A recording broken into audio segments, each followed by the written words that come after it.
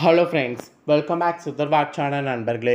இன்றைக்கி இந்த வீடியோவில் மிக மிக முக்கியமான எச்சரிக்கையான ஒரு ஆன்மீக தாள்களையும் ஜோதிட தாள்களையும் இப்போ இந்த வீடியோவில் பார்க்க போகிறோம். ஸோ பார்க்குறதுக்கு முன்னாடி எதை பற்றிய தாள்களை பார்க்க போகிறோம் அப்படிங்கிறத இன்ட்ரோ மூலிமா ஷேர் பண்ணுறேன்.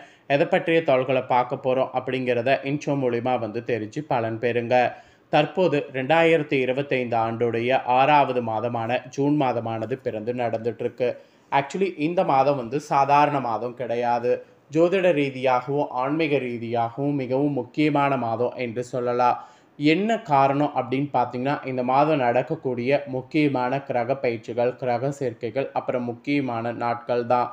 அதனால் இந்த மாதம் மிகவும் முக்கியமான மாதம் என்று சொல்லப்படுது. இந்த மாதத்தில் ஒரு முக்கியமான நாள் ஜூன் 10ஆம் தேதி வர இருக்குது. அன்றைக்கி என்ன முக்கியமான நாள்னா, அன்றைக்கி விசுவாச ஆண்டுடைய 2வது மாதமான வைகாசியுடைய 27ஆம் தேதி. அதே போல் கிழமை அன்றைக்கி செவ்வாய்க்கிழமை. இந்த நாள் அன்றைக்கி பிரபஞ்சத்துடைய நிலவு முழுசாக தெரியக்கூடிய நாள். இந்த நாள் ஒரு சாதாரண நாள் கிடையாது. பௌர்ணமி என்று அழைக்கப்படக்கூடிய ஸ்பெஷல் நாள். இந்த பௌர்ணமி என்று அழைக்கப்படக்கூடிய ஸ்பெஷல் நாளில் கிரகங்களிடையே ஏற்படக்கூடிய மாற்றங்கள் காரணமாக இந்த பௌர்ணமிக்கு பிறகு ஒவ்வொரு ராசிக்காரங்களுக்கும் தலையெழுத்து மாறும்.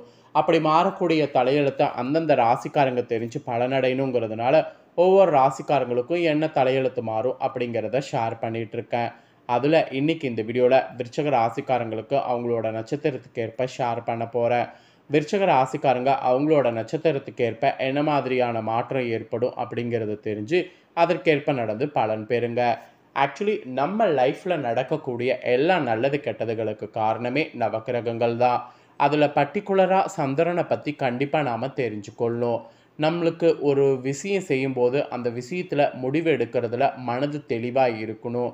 மனது புத்தி கூர்மையோடு இருக்கணும். அந்த கூர்மையோடு இருக்கிறதுக்கு அதிபதியாக இருக்கிறவர் சந்திரன் தான். சந்திரன் நமக்கு ரொம்ப சமமான முறையில் இருந்தார்னா கண்டிப்பாக நமக்கு ரொம்பவே சூப்பரான பலன் கிடைக்கும். அவர் நமக்கு சமமான முறையில் இல்லைன்னா கண்டிப்பாக நமக்கு பயங்கரமான ஆபத்து வரும். அதனால் பௌர்ணமி அன்னைக்கு பிரபஞ்சத்தில் சந்திரன் முழு சக்தியோடு நிறைந்திருப்பார். இந்த நாளில் அவரை நினைத்து நாம் செய்யக்கூடிய பரிகாரம் நம்மளுடைய லைஃப்பில் பல பிரச்சனைகளை தீர்க்கும். அந்த மாதிரி இப்போ பல பிரச்சனைகளை தீர்க்கக்கூடிய ஒரு பரிகாரத்தை தான் ஃபஸ்ட்டு உங்கள் ராசிக்கு சொல்ல போகிறேன். ஆன்மீக ரீதியான இந்த பரிகாரத்தை விருச்சக ராசிக்காரங்க ஃபஸ்ட்டு இந்த வீடியோவில் தெரிஞ்சுக்குங்க. அதுக்கப்புறம் உங்களோட ராசி நட்சத்திரத்துக்கு இந்த பௌர்ணமியிலேருந்து என்ன பலன் கிடைக்கும் அப்படிங்கிறத பார்க்கலாம். ஆக்சுவலி கடன் தீரக்கூடிய ஒரு பரிகாரம் தான் இந்த பரிகாரம். இந்த பரிகாரம் செய்யக்கூடிய அத்தனை விருச்சக ராசிக்காரங்களுக்கும் கடனுங்கிற வார்த்தைக்கு அர்த்தம் தெரியாமல் மறந்து போகிற அளவுக்கு பணவரவு ஏற்படும். வாங்க பரிகாரம் பண்ணுறதை பார்க்கலாம். சில நேரத்தில் நம்ம கை நீட்டி வாங்கக்கூடிய கடன் நமக்கு எந்த கஷ்டத்தையும் கொடுக்காது. கடன் வாங்கியதும் தெரியாது, திருப்பி அடைவதும் தெரியாது. ஆனால் சில நேரத்தில் நாம் வாங்கக்கூடிய கடனானது நமக்கு பெரிய பிரச்சனை கொடுத்து விடும்.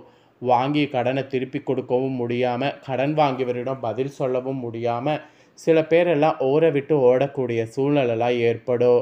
கௌரவமாக வாழ்ந்தவர்கள் தலைமறைமாகக்கூடிய காலம் எல்லாம் வரும். இப்படிப்பட்ட சூழ்நிலையெல்லாம் ஒரு மனிதனுக்கு இருந்தால் அவனுடைய வாழ்க்கையில் நிச்சயம் நிம்மதியும் சந்தோஷமும் இருக்காது. தீராத கஷ்டத்தை கொடுக்கக்கூடிய கடன் சுமையிலிருந்து வெளிவருவதற்கு எளிமையான ஆன்மீக சொல்லக்கூடிய ஒரு பரிகாரத்தை இந்த வீடியோவில் விருச்சக ராசிக்காரங்க தெரிந்து கொண்டு மறக்காமல் இந்த பரிகாரம் பண்ணி பயன்பெறுங்க. ஆக்சுவலி இது வைகாசி பௌர்ணமி வழிபாடு. கரெக்டாக பார்த்தீங்கன்னு வச்சுக்கோங்களேன், 10/6/2025 பங்குனியுடைய வைகாசி விசாக நட்சத்திரம் முடிந்து பௌர்ணமி வருது. சொல்லப்போனால் வைகாசி விசாகமும் பௌர்ணமி ஒரே நாளில் தான் வரும். இந்த வருடம் மாறி 10ஆம் தேதி பௌர்ணமி வந்திருக்கு.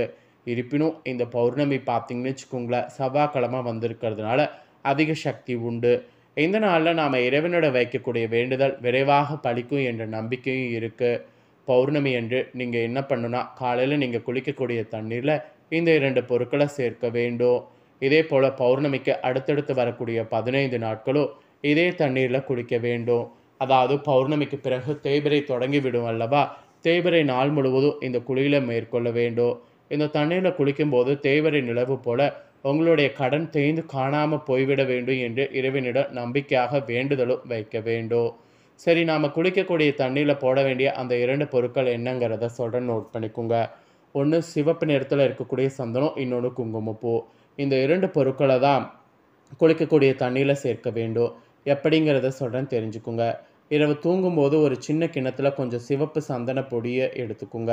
அப்புறம் 2 குங்குமப்பூவையும் எடுத்துக்குங்க. இது 2யும் போட்டு கொஞ்சமாக தண்ணீர் ஊற்றி கலந்து ஊற வைத்துடுங்க. ஊற வைத்ததுக்கு பின்னாடி மறுநாள் காலையில் எழுந்திரிச்சு பௌர்ணமி அன்னைக்கு என்ன பண்ணணும்னா, நாம் குளிக்கக்கூடிய தண்ணீரில் இந்த ஊற வச்சதை வந்து கலந்துடணும். பௌர்ணமி முதல் நாளுங்கிறதுனால நம்ம வந்து குளிக்கும்போது தலைக்கு குளிச்சிடணும். அடுத்தடுத்த நாள் உடம்புக்கு மட்டும் குளிக்கணும். தவறு கிடையாது. கட்டாயம் நாட்டு மருந்து கடைகளில் இந்த 2 பொருட்களை வாங்கி தான் பரிகாரத்தை செய்ய வேண்டும். வேறு வழி கிடையாது. ஆனா, நீங்க பௌர்ணமி அன்னைக்கு தொடங்கி அடுத்த 15 நாட்கள் இந்த தண்ணீல குளிக்கும்போது, நிச்சயம் கடன் சுமை குறைவதற்கு நிறைய வாய்ப்புகள் இருக்கு. கண்டிப்பா பௌர்ணமிங்கிறது சிறப்பு, மிஸ் பண்ணிறாதீங்க. இந்த பௌர்ணமி சிறப்பு பௌர்ணமிங்கிறதுனால, நீங்க அன்று மாலை உதயமாகக்கூடிய நிலவ பார்த்து, வெட்ட வெளியில அந்த அம்பாளையும், சந்திர பகவானையும் மனமுருக நினைத்து இந்த மந்திரத்த படிக்க வேண்டும். அது என்ன மந்திரம்னா, ஓம் சர்வம் ஸ்ரீ லலிதாம்பிகையே அர்ப்பணம் அஸ்து ஓம் சாந்தி சாந்தி சாந்தி. இதுதான் மந்திரம். அம்பாளை மனதார நினைத்து இந்த மந்திரத்தை நீங்கள் பௌர்ணமி நிலவு பார்த்து படித்தாலே உங்களுக்கும் உங்கள் குடும்பத்திற்கும் லக்ஷ்மி கடாட்சம் தானாக கிடைத்துவிடும். கடன் சுமை குறைவதற்கு வருமானமும் பெருகும். நம்பிக்கை இருக்கிறவங்க மேல் சொன்ன இந்த எளிமையான பரிகாரத்தை பின்பற்றி பாருங்கள். நிச்சயம் பார்த்தீங்கன்னு வச்சுக்கோங்களேன், நல்லது நடக்கும். ஸோ இவ்வளோ நேரம் பரிகாரம் செய்கிறத பற்றி சொன்னேன். இப்போ உங்களோட ராசி நட்சத்திரத்துக்கு இந்த பௌர்ணமியிலேருந்து என்ன பலன் கிடைக்குங்கிறத சொல்ல போகிறேன். விருச்சிக ராசிக்காரங்க விசாக 4ஆம் பாதம், அனுஷம் கேட்டைத்தில் பிறந்தவங்க வீடியோ பாருங்கள். உங்களோட நட்சத்திரத்துக்கு ஏற்ப என்ன பலன் கிடைக்குங்கிறத தெரிஞ்சு பலன் பெறுங்க. ஃபஸ்ட்டு விருச்சிக ராசி விசாக 4ஆம் பாதத்தில் பிறந்தவங்களுக்கு சொல்லப்பட்டிருக்கு. இதில் பிறந்தவங்களுக்கு இந்த மாத பௌர்ணமியிலிருந்து சில காரியங்கள் எதிர்மறையாக நடக்கும். நீங்கள் இதுவரை எதிர்பார்த்த காரியங்கள் எல்லாம் இழுபறியாக நிறைவேறாமல் இருந்தாலும் ஏதாவது ஒரு வகையில் எப்படியும் நடந்துவிடும். அந்த ஒரு நம்பிக்கையோடு செயல்படணும் என்பது கொள்ளப்பட்டிருக்கு. பிள்ளைகளுடைய நலனில் அக்கறை வந்து நீங்கள் காட்டணும். உறவினர்கள் மத்தியில் மதிப்பு உங்களுக்கு கூடும். பெண்களுக்கு கூட நீங்கள் எடுத்த காரியத்தை சாதகமாக செய்து முடிக்கிறதுக்கு ஆற்றல் கிடைக்கும். திடீரென மனத்தடுமாற்றம் உண்டாகலாம். மெயினாக பெரியோருடைய ஆலோசனை கை கொடுக்கும். அதை வந்து பண்ணுங்க. மாணவர்களுக்கு கல்வி பற்றிய கவலை அதிகரிக்கும். கவனமாக பாடங்களை படிப்பது வெற்றிக்கு உதவும். அதனால் விசாக 4ஆம் பாதத்தில் பிறந்தவங்க கவனமாக இருங்க. அப்புறம் அனுஷமில் பிறந்த விருச்சிக ராசிக்கு சொல்லப்பட்டிருக்கு. அனுஷமில் பிறந்த விருச்சிக ராசிக்காரங்களுக்கு இந்த பௌர்ணமியிலிருந்து பழகக்கூடிய மனிதர்களுடைய வார்த்தைகளை நம்புவதா வேண்டாமா என்ற சமயத்தில் சந்தேகம் ஏற்படும். வாழ்க்கையில் பிடிப்பும் ஆர்வமும் இல்லாமல் சலிப்பு ஏற்படும். இருந்தாலும் எந்தவித பாதிப்பும் உண்டாகாது. ஸோ அதனால் கவலைப்பட வேண்டாம். அப்புறம் தொழில் வியாபாரத்தில் இருந்த கடன் பாக்கிகள் வசூலாகும். வியாபார தொடர்பான பயணங்கள்லாம் செல்ல வேண்டியது இருக்குது. உத்தியோகத்தில் இருப்பவர்களுக்கு மேற்சொல்லக்கூடிய கடுமையான பணிகள் கூட எளிமையாக நடந்து முடியும். குடும்பத்தில் இருப்பவர்களுடைய நடவடிக்கை டென்ஷனை ஏற்படுத்தலாம்.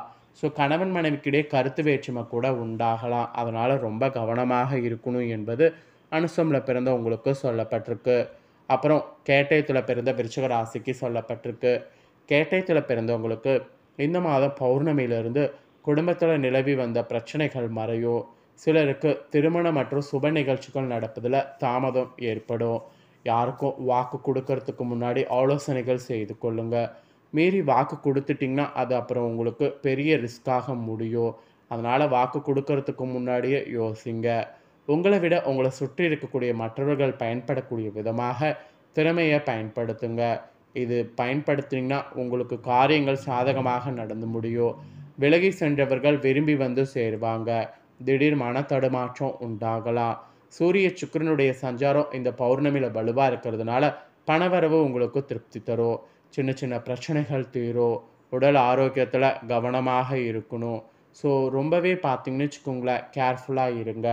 அவ்வளோதாங்க. உங்களோட நட்சத்திரத்துக்கு இதுதான் நடக்கும் என்பது குறிப்பிடப்பட்டிருக்கு. குறிப்பிடப்பட்டதை தெளிவாக உங்களுக்கு ஷேர் பண்ணிட்டேன்.